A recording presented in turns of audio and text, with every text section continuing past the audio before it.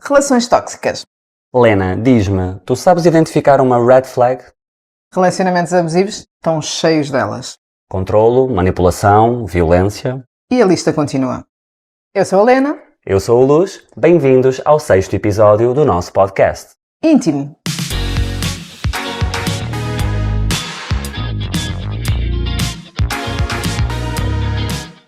Luz, numa relação achas que o telemóvel é amigo ou inimigo? É uma boa questão, principalmente nos dias de hoje. Há casais que partilham as suas palavras-passe, seja do telemóvel, seja do e-mail, seja das contas de redes sociais, e isto acontece cada vez mais, seja nos jovens ou mesmo em faixas etárias mais avançadas. Isto tem sido visto como um sinal de confiança entre o casal, mas eu acho que isto nos leva a uma reflexão mais profunda. Será que não é exatamente o contrário? Será que esta crescente invasão de privacidade não pode ser vista também como um sinal de muitas inseguranças e dos famosos e velhos ciúmes? Eu acho que o telemóvel realmente hoje em dia, por ser um instrumento que permite as nossas conversas com o mundo, não é? Com todas as outras pessoas, já não é só a questão como era antigamente, de ver alguém a sair de casa sorrateiramente e onde é que ele vai, ou seja, poderá haver ali alguma fonte de traição. Eu fico muito estupefacta com essas coisas, quando eu vejo nas redes sociais, constantemente tem pessoas que ensinam como rastrear o telefone, Hackear, a localização ativada. Saber a localização, artimanhas que as pessoas ensinam para que tu consigas controlar através do telemóvel ainda mais o outro. Em relação às palavras-passe e os pinos para entrar no telefone, eu acho que esconder do parceiro também fica ali alguma questão, não é? Dúvida. Uma dúvida. Porque é que tu me escondes as palavras-passe, não é? Principalmente para pessoas que vivem juntas, não é? Às vezes uma coisa, querem ver um e-mail que mandaram para uma loja de tecnologia, alguma coisa, uma encomenda que chegou, alguma coisa assim. Agora, o outro é que tem que ter esse discernimento de dizer, não, eu vou ver unicamente aquilo que for estritamente necessário. Eu não vou ver conversas no WhatsApp de amigos, amigas. Ele, sim, talvez deverá saber a passe até para uma questão de segurança, das pessoas saberem, não, está tudo bem, podes ver o meu telefone à vontade. Mas o outro é que tem que ter, sim, essa postura de, não, eu não vou ver além daquilo que tu dizes para eu ver, ou que é necessário eu ver. Tem que haver o respeito a essa questão, esse equilíbrio nos dois lados. Ou seja, as pessoas até podem efetivamente ter acesso ao telemóvel ou ao e-mail do companheiro, mas com os limites do respeito assegurados, sem fazer essa invasão de privacidade, de conversas privadas. Inclusive há uma pessoa, Cris Paiva, do Brasil, que falou uma vez uma coisa muito interessante. Estava a falar do PIN, da passe, do padrão. Do telefone serve para te proteger do mundo, não do teu relacionamento. Se ele serve para te proteger do teu relacionamento é porque alguma coisa está errada. Só que lá está, o outro é que tem que ter esse discernimento de não invadir aquilo que não deve. Sem dúvida. A violência no namoro, hoje em dia, passa muito pelo controlo daquilo que o outro faz, o que veste, com quem está, com quem não está, as amizades, aquilo que publica nas redes sociais. Mais uma vez, o peso das redes sociais e do nosso comportamento no mundo digital influencia muito a nossa vida, muitas vezes negativamente, e muitas vezes é um fator de discórdia ou de conflitos dentro de um relacionamento. Eu acho que hoje em dia as redes sociais somente fortalecem essa ideia, porque já havia desde sempre muito controle, por exemplo, nessa questão, principalmente uma mulher, por causa dos decotes, as roupas justas, as roupas curtas. Até hoje acho que é muito normalizado, por exemplo, às vezes estamos numa marginal, é muito normalizado ver um homem de tronco nu. A correr, sim. Mas não é normalizado se virmos uma mulher em trajes tão menores, por exemplo, de biquíni, lá está sempre aquela ideia que ela está a exibir-se. Ele não, ele está com calor, ela está a exibir-se. E acho que há muito essa questão de que quando as mulheres colocam muitos decotes, muita roupa justa, etc., existe essa coisa de estás a tentar chamar a atenção, demonstrar que estás solteiro, ou seja, existe essa associação de comportamentos e principalmente quem faz muitos posts nas redes sociais, stories, etc., tu estás a querer demonstrar que estás solteiro, que estás disponível. Se mostra muito a pele, está a mostrar que está disponível. Sim. Se o interesse da pessoa é colocar cada vez fotos mais bonito ainda, nunca é porque a pessoa é vaidosa. À partida é sempre porque ela está à procura de alguma coisa. Isso é o que a sociedade pensa, ou um companheiro pode pensar, às vezes. Exatamente. Existe aí uma grande diferença. Muitas vezes isso acaba por ser verdade. Aliás, eu acho que muitas coisas que se fala é com algum fundo de verdade. Só que o problema é que esse fundo de verdade não se adequa a todas as pessoas. Não pode ser generalizado. Sim, muitas vezes ele só se adequa a uma minoria. Claro que uma pessoa que é extremamente introvertida, ela não vai estar constantemente a fazer posts nas redes sociais. Por exemplo, se de repente está solteira e faz muitos posts nas redes sociais, obviamente nós já sabemos porquê. Porque tentam chamar um pouquinho a atenção a comentários, a que falem com ela, ou com ele, ou que comuniquem com ele. Mas uma pessoa que é alguém bastante vaidoso ou vaidosa, assim como, por exemplo, atores, modelos, são pessoas que têm esse feitio, que têm essa personalidade, que gostam de aparecer, que gostam de palco, não é? Isso não está associado a relacionamentos, está associado a si, à imagem que gostam de passar. São simplesmente pessoas mais vaidosas.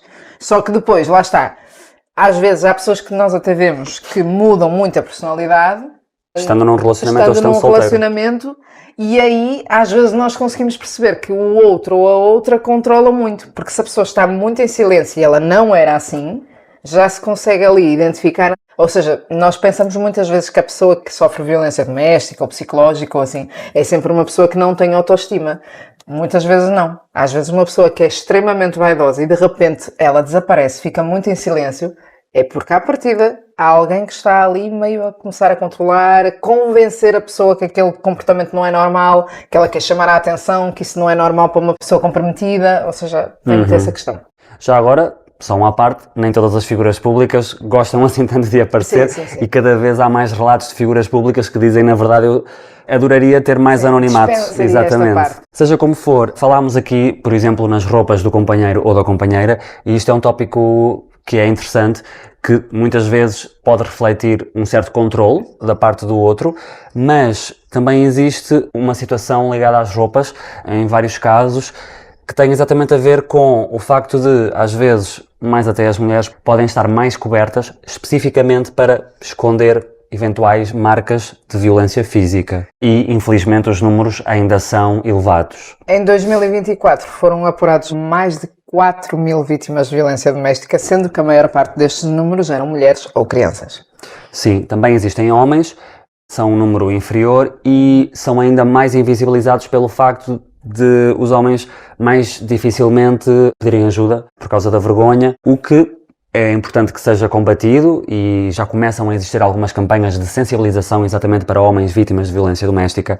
Seja como for, a violência doméstica podemos dizer que é o aspecto mais grave das relações tóxicas. Sim. Há muitos relacionamentos que durante muito tempo eles funcionam de forma normal, mas quando as pessoas começam a viver juntas, às vezes começa dali a surgir alguns comportamentos agressivos, ou começar a dizer, tu não és organizado, tu não sabes fazer nada, tu não sabes cozinhar. Ou seja, em relação à organização da casa, começar a vir os pequenos insultos.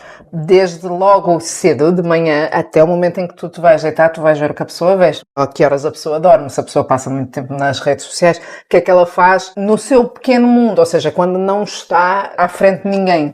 A nossa casa deveria ser um lugar que nós nos sentimos confortáveis para estar como quisermos, não é? A pessoa que vive contigo tem acesso a uma parte de ti que, à partida, ninguém, os seus amigos, mais ninguém tem. E então há muita gente que ou não consegue esconder um bocadinho o mau feitio, o mau humor, que muitas vezes pode resultar em abuso físico ou abuso verbal, e às vezes é precisamente aí, nesse momento de coabitação, que começa a surgir essas primeiras agressões verbais, com aquela desculpa de eu tenho mau feitio, eu tenho mau humor matinal e não sei o quê, e começa a ser constante.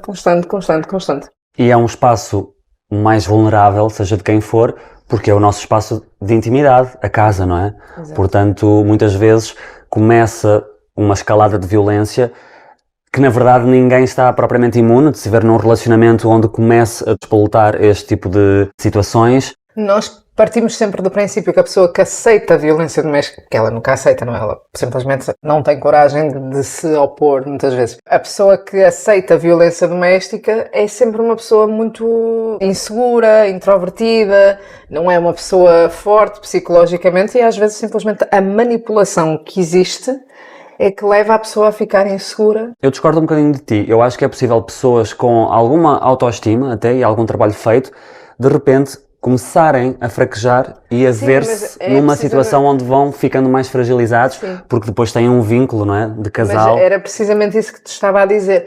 Muitas vezes são pessoas que até são fortes psicologicamente, mas o outro tem um poder de persuasão. Um poder de persuasão e um poder de manipulação tão grande que consegue diminuir aquela pessoa. Os números não mentem e, de facto, mais nestes últimos anos, temos tido conhecimento de casais que, de facto, já não são bem casais, na verdade, e até gostariam efetivamente de se separar, mas, por causa da dificuldade nas questões económicas, não conseguem efetivamente, por exemplo, viver em casas separadas. Ou seja, estar-se dependente da economia de casal para sobreviver faz com que muita gente não consiga saltar fora de relacionamentos abusivos, mesmo em situações em que ambos têm emprego. Sim. Não é a questão de um ter a dependência financeira do outro, é os dois terem dependência e obviamente que países como Portugal não ajudam nessa situação. Uma renda, muitas vezes, é maior do que um salário mínimo. Então, isto quer dizer que as pessoas que ganham um salário mínimo não conseguem viver sozinhas, o que é ridículo. Isto é mais uma vez a convencer-nos que ou tu vives na casa dos teus pais ou tu vives com um marido ou uma esposa. E não há grandes alternativas. Não há grandes alternativas. Noutros países isso é mais comum, não é? Mas o problema de Portugal é que essa situação foi mais alimentada apenas por estudantes universitários e não por pessoas que já estão fora da faculdade, a trabalhar, etc. Então isso é muito comum apenas para estudantes universitários, mas talvez essa realidade até devesse existir mais aqui, só que às vezes as pessoas têm muita dificuldade, já fizeram uma família, às vezes já têm um filho e vão dividir agora a casa com alguém que não conhecem. E a partir de certa idade, se calhar tu também já não tens propriamente paciência para estar a dividir a casa com amigos ou com estranhos, mas a gente sabe lá que modelos de vida teremos no futuro, nós também não sabemos. Mas nos Estados Unidos isso é comum. Até. É mais comum. Quando a violência é apenas psicológica, as vítimas muitas vezes desvalorizam.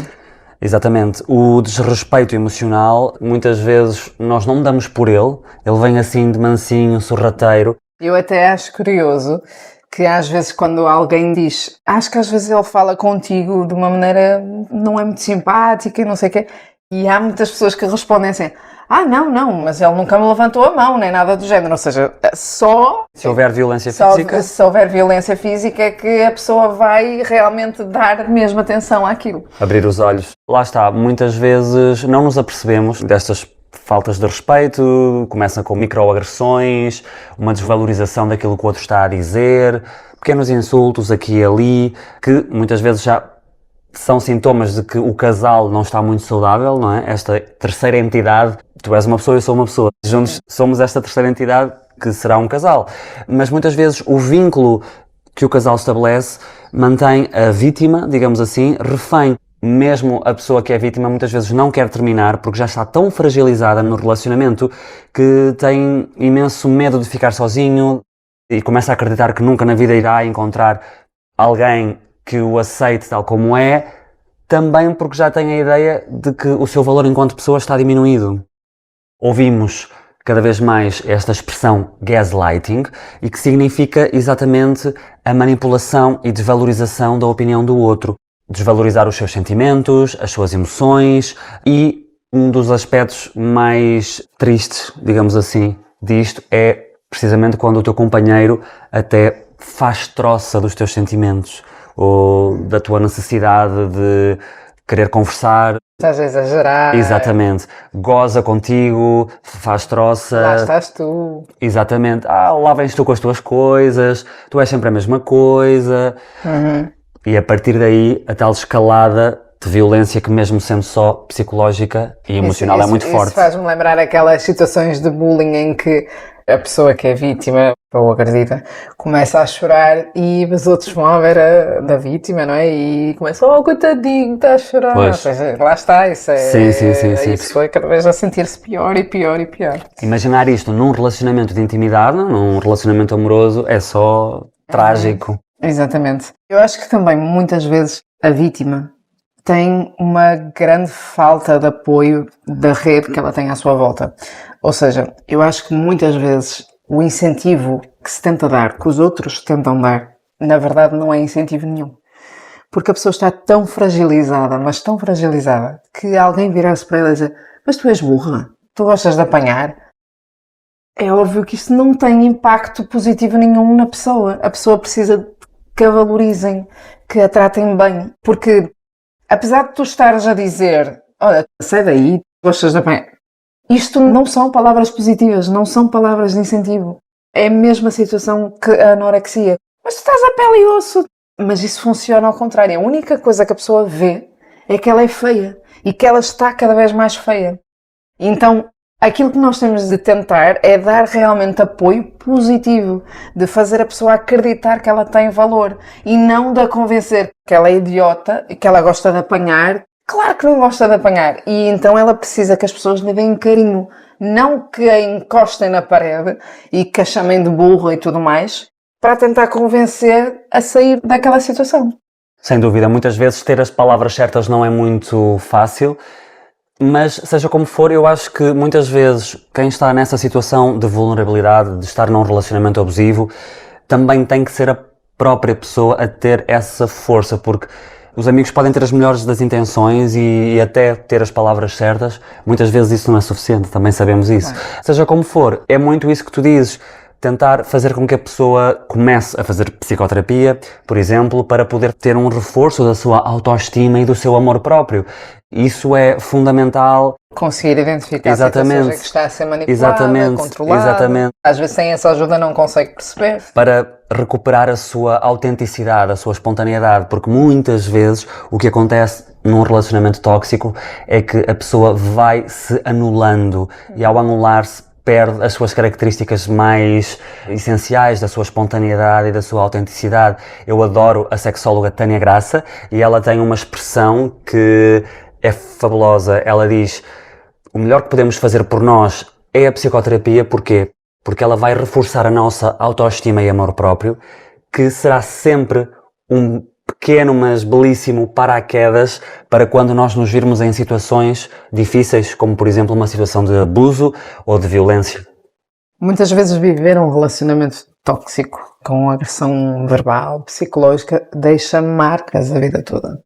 E às vezes há pessoas até que não fazem terapia no momento, ou seja, conseguiram sair daquele relacionamento sem fazer terapia, mas apercebem-se mais à frente que estão a depositar todos os medos e todas as inseguranças numa nova pessoa, porque não conseguiram processar aquilo direito. E então essa questão de não estar preparado, na verdade, é porque a pessoa precisa fazer um trabalho, precisa entender que nem todos somos iguais, apesar de às vezes encontrarmos sucessivamente pessoas que têm um padrão, né? Que existe ali um padrão. Mesmo assim, nem todos somos iguais. Hoje confunde-se, acha-se que o feminismo é uma forma de tentar superar os homens. Não, é igualar ambos os sexos. E quando alguém diz: os homens são todos iguais. Não, os homens não são todos iguais. Tu é que se calhar tiveste o azar de conhecer homens que eram todos iguais. E acho que é muito importante esta questão, porque depois muitas vezes as pessoas não fazem esse processo de terapia e vão na próxima pessoa que pode ser ótima, pode ser incrível, só que a pessoa está com tantas inseguranças vindas do outro que vão repetir padrões. A sua insegurança, esta questão de estar em todos os pontos, vais deixar-me, a pessoa torna-se tão insegura que ela se calhar às vezes até se torna controladora. Porque a partir do momento em que o outro vai só tomar um café com os amigos ou assim, a pessoa fica tão insegura que esse processo de terapia é muito importante, porque quando nós passamos a uma situação traumática e não a resolvemos, nós vamos sempre, pelo menos um bocadinho, passar para uma outra pessoa isso que não tem nada a ver com a situação. Não é responsável por aquilo que aconteceu connosco. Acho fundamental, lá está, procurarmos terapia para tentar limpar essas feridas emocionais que muitas vezes ficam de relacionamentos anteriores e tentar resolver eventuais traumas que possam ficar, situações passadas, exatamente para tentarmos limpar a nossa alma de certa forma para um novo relacionamento e, acima de tudo, para vivermos bem connosco próprios. Exato. Este foi o 6º episódio do nosso podcast. Esperamos que tenham gostado e até à próxima. Até à próxima.